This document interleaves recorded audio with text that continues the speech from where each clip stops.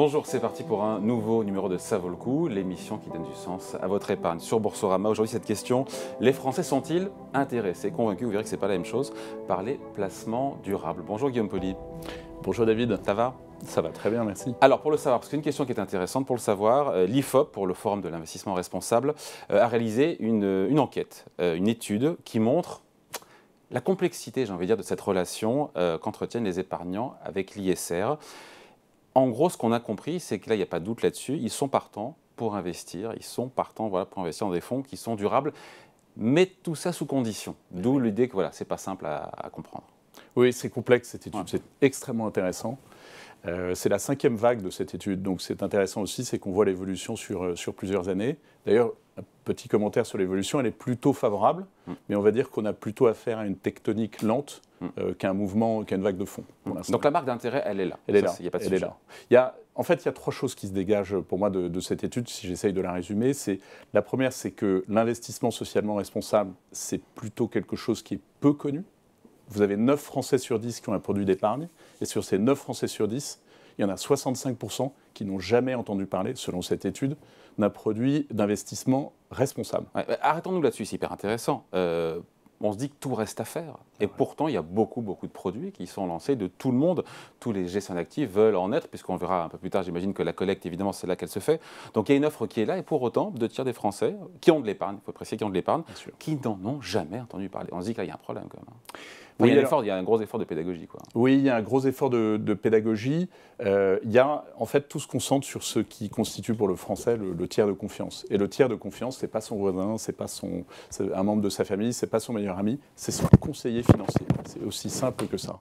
Et le conseiller financier, manifestement, a aujourd'hui beaucoup de choses à faire et pas forcément beaucoup de temps pour présenter ce type de produit.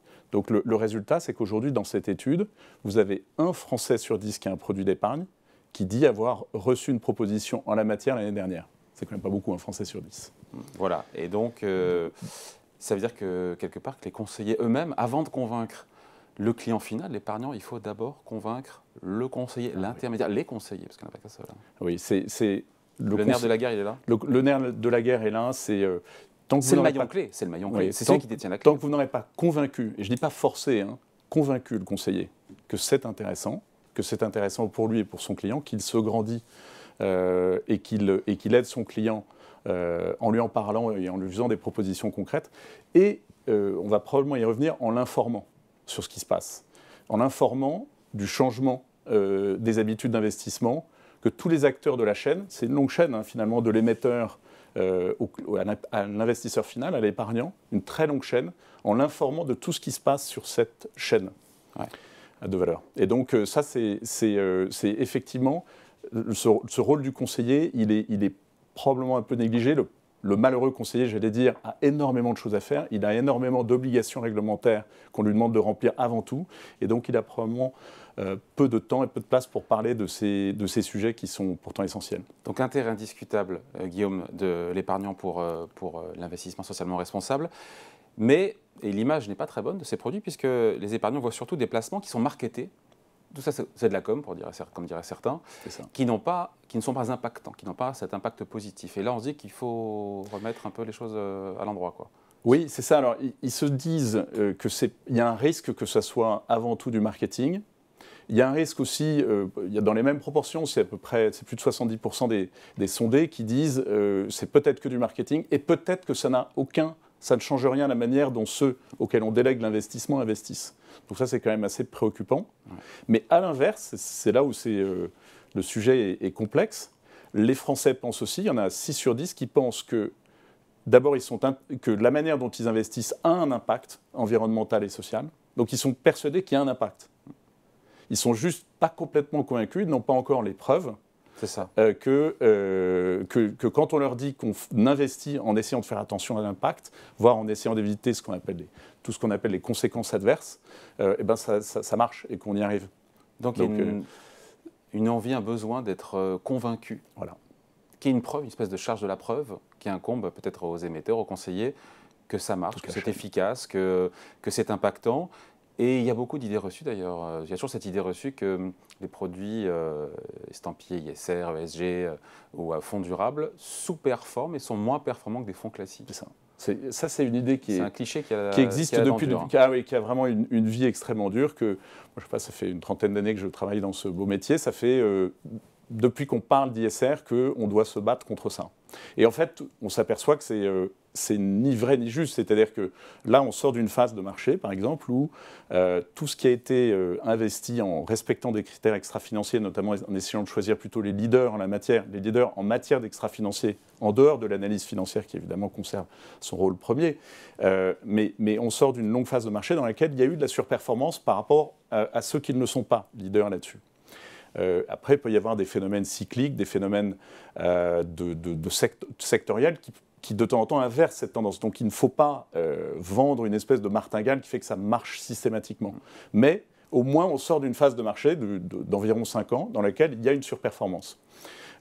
Et donc, tout ce que l'on peut dire après maintenant pas mal de recul sur ces années d'investissement, c'est qu'il y a des moments où ça apporte de la valeur financière, il y a des moments où probablement ça en apporte moins, mais vraiment, on voit que ça ne coûte rien en matière de performance.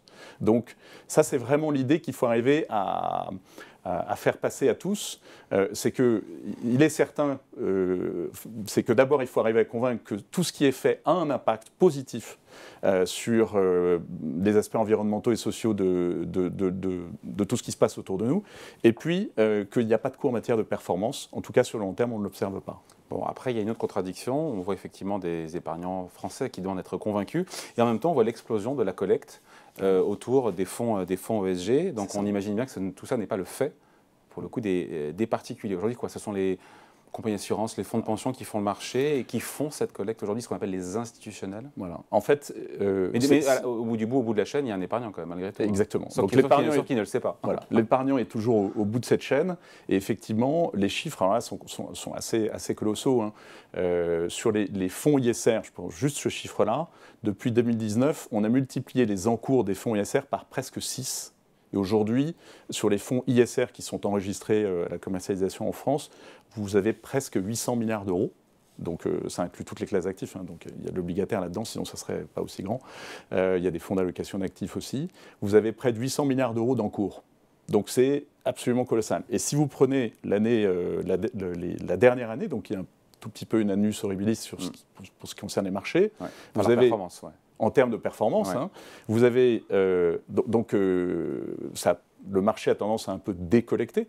Eh bien, vous avez des produits, un ensemble de produits ISR qui collectent versus le reste qui décollecte. Les seuls à collecter, ce sont les durables, les ISR. Voilà. Donc, on peut se demander pourquoi. Alors pourquoi ? En fait, il y a une explication qui est liée, notamment en France, à la nature de notre épargne. En fait, 9 Français sur 10 ont un produit d'épargne, mais une grande majorité de ces produits d'épargne, c'est une épargne dans laquelle ils délèguent tout. C'est-à-dire qu'ils apportent ça sur un livret, ou ils apportent ça sur un contrat d'assurance vie dans lequel il y a une majorité de fonds en euros. Et tout ça est pris finalement en délégation par les grands agrégateurs d'épargne que sont la Caisse des dépôts, que sont les compagnies d'assurance, que sont dans certains cas, certaines caisses de retraite. Et ils en font ce qu'ils veulent.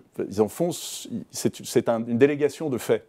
Et là, la réglementation et l'incitation générale aux investisseurs institutionnels qui est faite par tout un ensemble de choses, la réglementation, mais aussi le climat ambiant, la pression de tous les jours, et elle est bien compréhensible, donc ça fonctionne, fait que ces investisseurs vont très vite. Ils vont beaucoup plus vite que l'épargnant.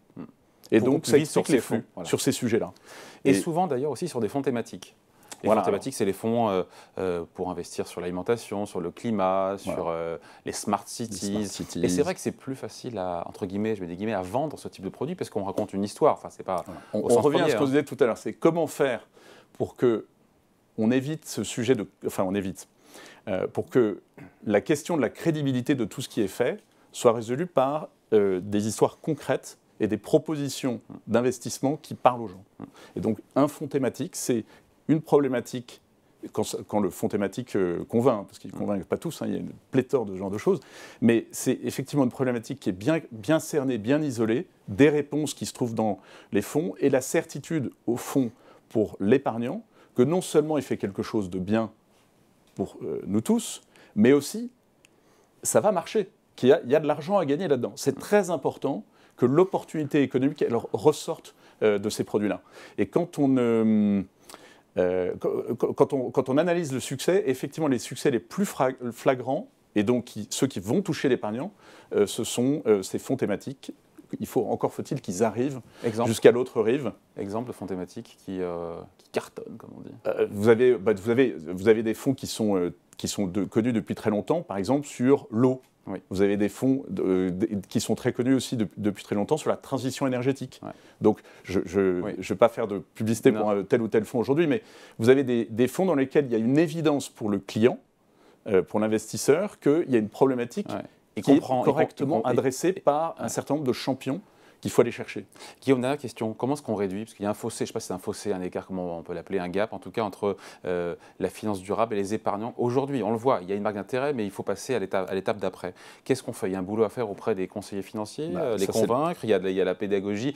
Et d'ailleurs, pour l'épargnant, cette pédagogie, c'est pour ça qu'on a créé cette émission Ça vaut le coup aussi, pour accompagner et guider un petit peu, parce que c'est pas facile. Je vais vous en féliciter, bien sûr. Non, mais voilà, il y a du taf, quoi. Il y a effectivement la route est longue, comme le disait en anglais Jean-Jacques Goldman. En fait, vous connaissez Jean-Jacques Goldman? Un peu, oui, quand même. Oui, un petit peu. Personnalité préférée des Français quand ils voulaient bien se préférer. Long is the road. Long is the road. Ouais. Et en fait, il faut que l'investissement responsable, ça devienne un petit peu le Jean-Jacques Goldman de l'investissement, si vous me permettez cette comparaison hasardeuse. Et donc, il faut arriver, en se concentrant en premier lieu sur le conseiller, il faut arriver à informer le conseiller de ce qui se passe. Et notamment, puisque beaucoup de choses est déjà faites par les grands agrégateurs d'épargne, il faut que le conseiller puisse l'expliquer. Ouais. Et je pense qu'aujourd'hui, il n'a pas le temps, il n'a pas l'information, il n'a pas la fierté.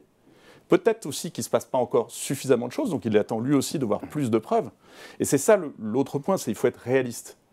Le mot qui est très utilisé, mais à mon avis qui est le plus juste dans tout ça, c'est le mot de transition. On est en train de transitionner d'un monde à un autre. Il faut arriver à rendre crédible, dans la finance, il faut arriver à rendre crédible cette transition, aussi bien en premier lieu des conseillers, que du grand public, ce que l'on essaye de faire effectivement avec une émission comme Ça vaut le coup. Ouais, on finit là-dessus, mais ça c'est en aval. Et puis en amont, il y a aussi, de la part des asset managers au sens large, sans les citer tous, d'être exigeants aussi avec les directions des sociétés desquelles ils sont actionnaires aussi. Bien faire jouer leur droit de vote pour aider cette transition du point de vue du management. C'est ça. Le rôle des asset managers, il est potentiellement très important parce que finalement, c'est eux qui ont le robinet. C'est-à-dire qu'ils ont la délégation de gestion, ils ont des centaines de milliards sous gestion. Ils peuvent couper les vivres, hein. Ils peuvent couper les vivres du financement d'une entreprise, notamment en décidant de l'exclusion. Personnellement, je ne suis pas convaincu que exclure des entreprises est la seule manière de faire évoluer les choses. Il me semble que l'art là-dessus, c'est un art du compromis, en tout cas d'une action qui a deux volets. Un volet exclusion, quand c'est vraiment inacceptable, et un volet engagement. C'est-à-dire qu'il faut accompagner des sociétés qui elles-mêmes sont en transition, pour lesquelles si on prend une photo aujourd'hui, ce qu'elles font n'est pas acceptable. Si l'on prend la direction dans laquelle elles vont, ça le devient. Et donc c'est à nous, en étant représentants des épargnants, d'arriver par cet engagement à faire évoluer les choses. Afin d'aligner les paroles et les actes. Exactement. Je n'ai pas cité Goldman, mais j'ai cité une émission très connue des Français. Merci beaucoup, Guillaume Poli. Merci David. Et Ça vaut le coup revient la semaine prochaine ici chez vous sur Boursorama.